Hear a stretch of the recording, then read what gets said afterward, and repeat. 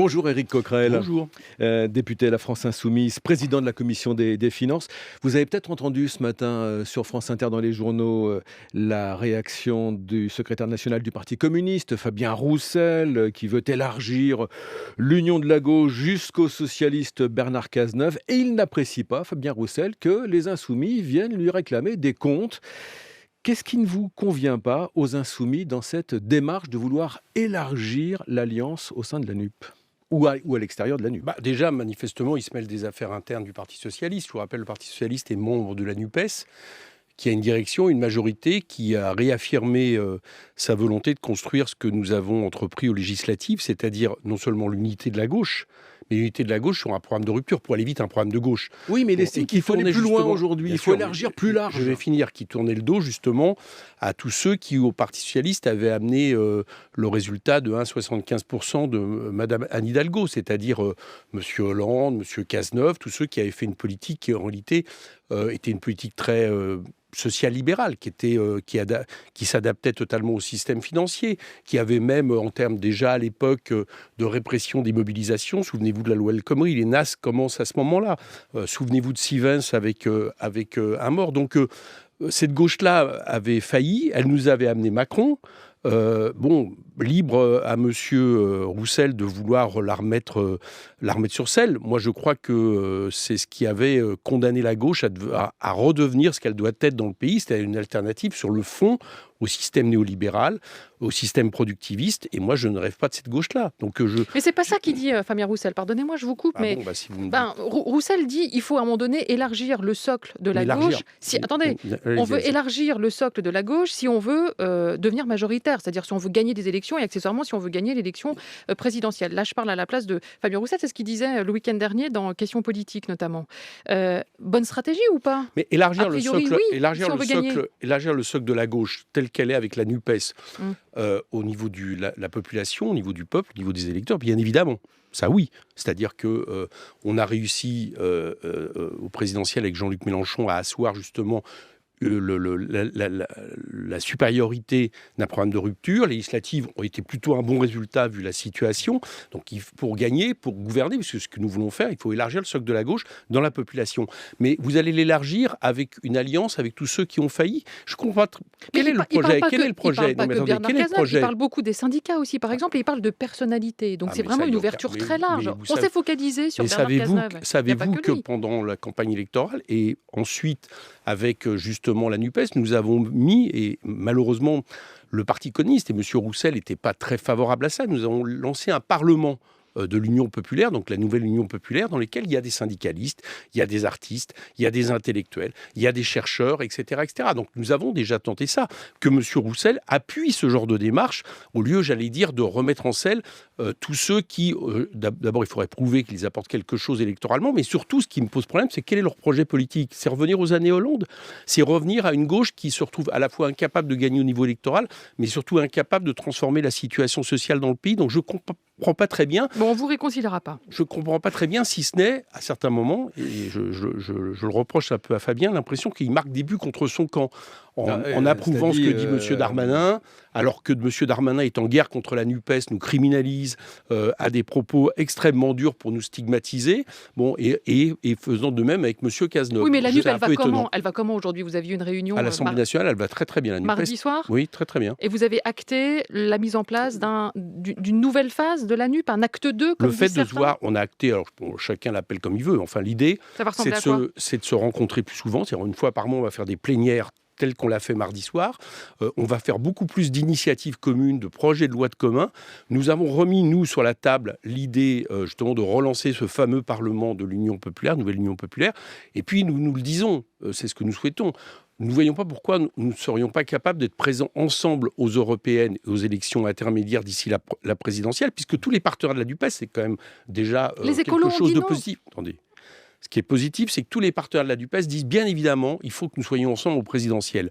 Donc nous remettons, vu la situation actuelle, vu la situation de conflictualité, vu la manière dont le gouvernement s'en prend à nous, s'en prend à la démocratie, nous remettons sur la table que nous serions bien mieux ensemble aux européennes. Sinon, ça veut dire que c'est la fin de la NUP ou pas ? Non, je n'ai pas dit ça, mais ce serait quelque chose de préférable. Vous savez, moi, je n'agis pas en disant par des menaces, par la pédagogie, et moi, j'ai bon espoir que nous repersuadions nos partenaires, notamment Europe Écologie, que ce serait mieux ensemble que séparés.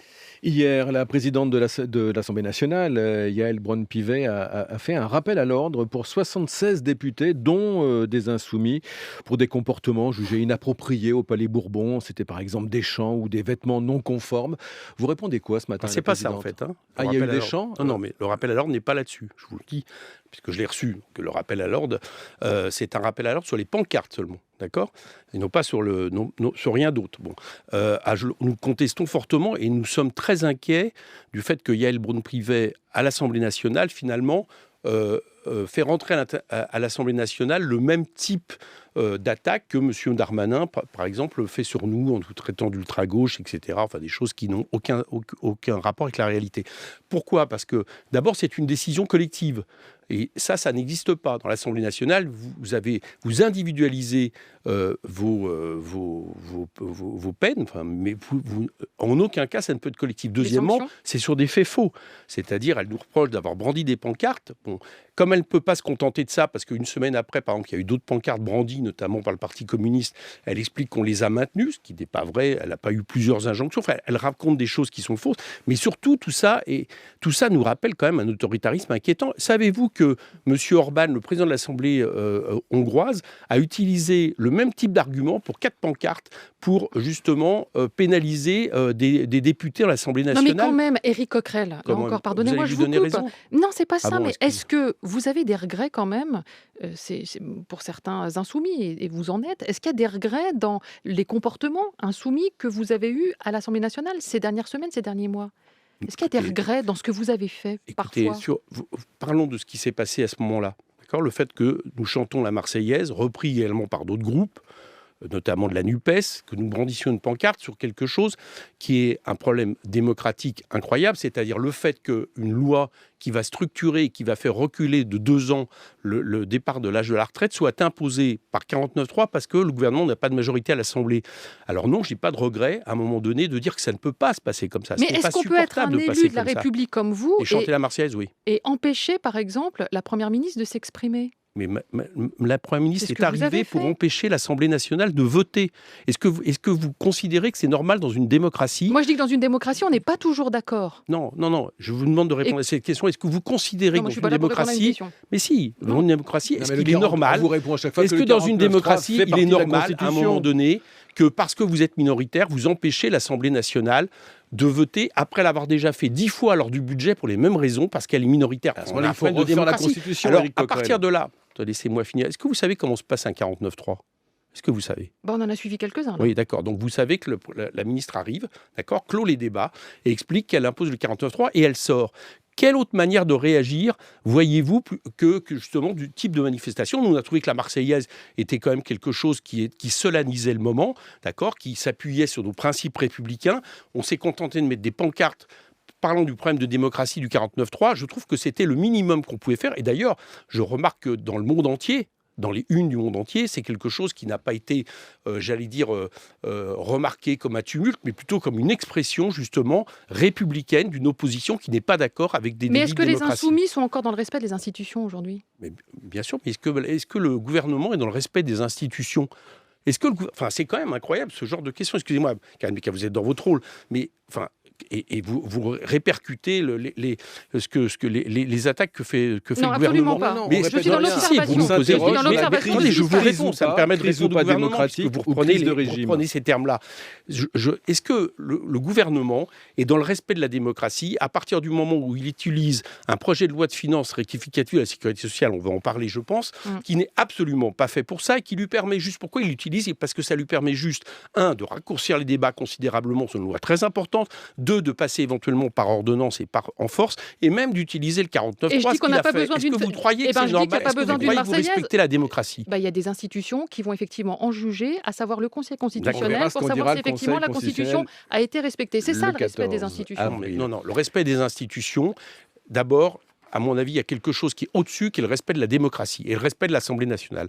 Et vous ne pouvez pas, parce que vous êtes minoritaire, utiliser 11 fois le 49.3, notamment une fois par rapport à un projet de retraite où vous avez tous les syndicats contre vous. On verra ce qu'on dit Conseil constitutionnel. On va débattre pour rien, là, parce que le 49.3 fait partie de la Constitution. Donc la bonne question que vous pourriez me poser... Vous faites les questions, les réponses. C'est pourquoi nous pensons que ce n'est pas constitutionnel. Ah oui, mais ça, on l'a déjà entendu dans la... Non, mais allons-y, parce que vous êtes allé... Je voulais changer de sujet parce que le temps file. Oui, mais le temps file, et comme j'étais sur place, ça peut vous intéresser. Non, mais allons-y, voilà. Et comment ça s'est passé? Vous êtes allé mardi matin au Conseil constitutionnel avec une délégation. Déjà, première remarque positive, c'est que nous avions les 9 sages en face de nous. C'est assez rare. En général, quand vous allez défendre un recours, vous avez le rapporteur, vous n'avez pas les 9 sages, dont M. Juppé, dont le président Fabius, qui était en face de moi. Et nous étions, nous, à 10. Nous avions préparé nos interventions avec Charles de Courson, avec Boris Vallaud, avec Cyril Châtelain et Jérôme Gage, voilà, une délégation de gauche. Sébastien Jumel, etc. Donc, comment ça s'est passé? Vous avez le sentiment que vous avez été entendu ou pas? Écoutez, en tout cas, j'ai le sentiment que nous avons des arguments qui fait que si moi j'avais été en face, je serais convaincu. Oui. Bah oui, c'est important. Oui. Et notamment l'argument majeur qui est que dans la loi organique qui a prévu les lois de finances rectificative de la sécurité sociale, il a été prévu des mesures exceptionnelles quand ce que vous mettez en place change, j'allais dire de manière considérable, le budget en cours. Bon, or là, ce n'est pas le cas. Que ça soit l'avis de M. Moscovici pour le Haut Conseil des finances publiques qui explique que ça ne change en rien les conditions macroéconomiques et l'équilibre budgétaire voté 2 mois auparavant, que ce soit sur les impacts de cette loi qui vont être mineurs, voire nuls en 2023. On est dans une situation qui n'a aucun rapport avec ce que devrait être ce texte. Les 2 fois où il a eu lieu, ce projet de loi de finances rectificative de la sécurité sociale, c'était pour des modifications portant à 1,4 milliard et 1,7 milliard sur le budget de la sécurité sociale. Là, on l'a utilisé. Alors, il y a beaucoup d'autres raisons. Il y a en plus d'insincérité. Rappelez-vous cette histoire de 1 200 € qui était au départ prévue, soi-disant, pour 200 000 personnes. Il n'y a plus que 10 000 à la fin. Donc, il y a plein de choses totalement insincères. Et je crois que nous avons les arguments pour montrer que la totalité de cette loi devrait être déboutée par le Conseil constitutionnel. Éric Coquerel, quelle attitude auront les Insoumis le 14 avril si le Conseil constitutionnel valide tout ou partie de cette réforme? Écoutez, je crois qu'on aura l'attitude qu'ont aussi manifestement les syndicats, parce que nous, on suit sur cette question des retraites, on suit ce que fait l'intersyndicale depuis le début, on la soutient, et manifestement, le recours est évidemment un moment important. J'espère que d'ailleurs les sages vont juger sur la Constitution et pas sur d'autres préoccupations de leur appartenance politique passée, etc. Mais bon, ce n'est pas son rôle en principe, hein. Elle juge sur le fond. Donc, si c'est sur le fond, je pense que ça sera débouté, si c'est sur le fond. Et si le projet est maintenu, il y a 2 solutions. Soit le RIP est accepté, c'est-à-dire le référendum d'initiative parlementaire, et dans ces cas-là, on rentrera dans une campagne pour trouver les millions de signataires nécessaires pour que ces référendums soit soumis à l'Assemblée, c'est très compliqué. C'est un des problèmes. Et puis, dans tous les cas, je pense que la mobilisation continuera. J'ai vu que les syndicats appellent déjà à un 1er mai unitaire, donc la mobilisation continuera pour que cette loi ne soit pas promulguée. Et moi, je crois qu'il y a des possibilités pour ça, parce que je crois que ce gouvernement, je crois que M. Macron s'est mis dans une impasse politique totale et que, quoi qu'il arrive, je pense qu'il a perdu la partie au niveau politique. Je ne vois plus ce qu'il peut faire passer dans le pays, sans majorité à l'Assemblée, avec une population qui est véritablement remontée fortement contre ce genre de pratique. Bon, voilà, je crois que l'avenir, en tout cas, de cette majorité en termes politiques, cette majorité qui n'en est pas une, elle est largement compromise. Et est-ce que vous en voulez, par exemple, à la CFDT de vouloir rentrer dans le rang, comme l'a dit Laurent Berger, si le Conseil constitutionnel valide cette loi? Moi, je n'ai pas entendu ça de Laurent Berger. Depuis le début, on me dit Laurent Berger va rentrer dans le rang. C'est ce qu'espérait manifestement Mme Borne en essayant de diviser un peu l'intersyndicale. Pour l'instant, c'est pas ce qui s'est passé. Il a dit cette semaine quand même que cette loi peut-être finira par être promulguée. Mais ça, c'est autre chose. D'accord. Il a confirmé que la CFDT était un syndicat réformiste et qu'il conviendrait si le Conseil constitutionnel l'approuve. Mais ça ne veut pas dire que vous l'acceptez et que vous ne ferez pas en sorte, justement, de continuer à se mobiliser. Éric Coquerel, est-ce qu'il faut calmer et apaiser le pays? Est-ce que vous êtes d'accord sur le fond avec ce qu'a dit Elisabeth Borne en off au journal Le Monde? Est-ce qu'il faut respecter une période de convalescence? Est-ce qu'elle fait le bon diagnostic selon vous? Elle fait le diagnostic, elle aurait dû faire avant, et du coup, ce qui lui aurait peut-être évité d'essayer de faire passer cette loi de la manière dont on vient de le décrire. Elle avait mandat de l'Élysée, répète-t-elle. Oui, peut-être que ça montre qu'elle n'était pas très à l'aise finalement dans ses bottes, pour reprendre l'expression par rapport à Alain Juppé qu'il était lui en 95. Bon, voilà, c'est comme ça. Je ne sais pas si... je pense que Mme Borne, de toute façon, elle le sait, en tant que Première ministre, je crois que les temps sont comptés, parce qu'elle a un gouvernement qui est dans le mur, qui est dans l'impasse. Bon, mais très sincèrement, je pense que M. Macron n'aura pas d'autre alternative. Donc vous dites qu'ils sont plus sur la même ligne aujourd'hui, Borne et Macron? J'ai cru comprendre qu'il y avait quelques réticences. Alors, ils vont dire l'inverse officiellement. Ah, c'est déjà Moi, dit. je ne suis pas sûr que Mme Borne soit très, très à l'aise avec tout ce qui s'est passé. Je ne suis pas certain quand vous même. estimez... C'est tellement entre les outrances de M. Darmanin, par rapport à la Ligue des droits de l'homme, qui menace la Ligue des droits de l'homme, par rapport aux partis d'opposition, par rapport aux manifestants, et puis en même temps cette façon de passer outre la totalité des syndicats français. Ils ont réussi à réunir, rendez-vous compte que pour la première fois depuis très longtemps, il y aura sûrement un Premier ministre unitaire.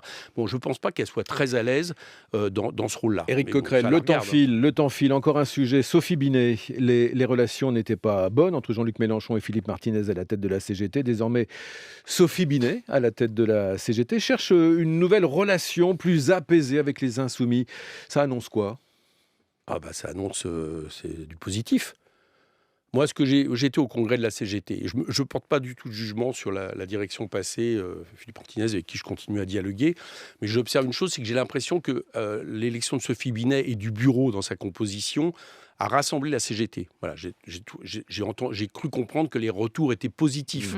Bon. Et si en plus de ça, elle exprime le fait qu'on va pouvoir, dans l'avenir, non pas se mêler des affaires syndicales pour notre part, non pas des affaires dans l'entreprise, notamment les grèves, mais en tout cas avoir une relation, des discussions, je trouve ça positif. Et d'ailleurs, on va le tester, parce que moi, en 2019, j'avais lancé un comité pour les libertés publiques et contre la répression. Voilà, il y avait une grande partie des organisations politiques, associations comme Attac, des organisations politiques. Et avec l'accord du groupe, je vais relancer cette initiative, parce que malheureusement, je crois que le temps est venu, vu les problèmes de répression, justement, et de la manière de s'en prendre aux libertés publiques de ce gouvernement. Donc on va voir si Mme Binet, notamment, est d'accord avec cette perspective.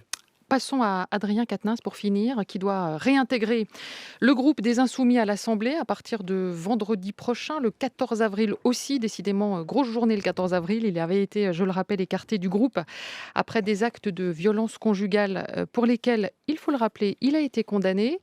Avant son retour, les députés et les filles vont être consultés. Ça va se passer mardi en réunion de groupe. Éric Coquerel, est-ce que vous voterez pour ou contre le retour d'Adrien Quatennens? D'abord, c'est absolument pas évident qu'il y ait un vote, et vous saurez pas. Non, c'est pas du tout évident, parce que on a la démocratie alors. Attendez, c'est moi terminé. On vote très souvent dans le groupe de l'Assemblée nationale aussitôt que c'est nécessaire, mais là il n'est pas du tout évident que ce soit nécessaire, puisqu'il va y avoir une rencontre, un travail fait avec Adrien. Je vous rappelle que dans les mesures que vous donnez, il y en avait une autre qui était qui fasse un stage avec une association. Un stage d'entreprise avec un stage sur les violentes. Donc à partir de là, il va y avoir une discussion avec lui et avec le groupe. Et nous, l'espoir, c'est qu'on arrive à un consensus ensemble de tout le groupe, pour essayer justement de faire en sorte que la situation continue telle qu'elle avait été prévue.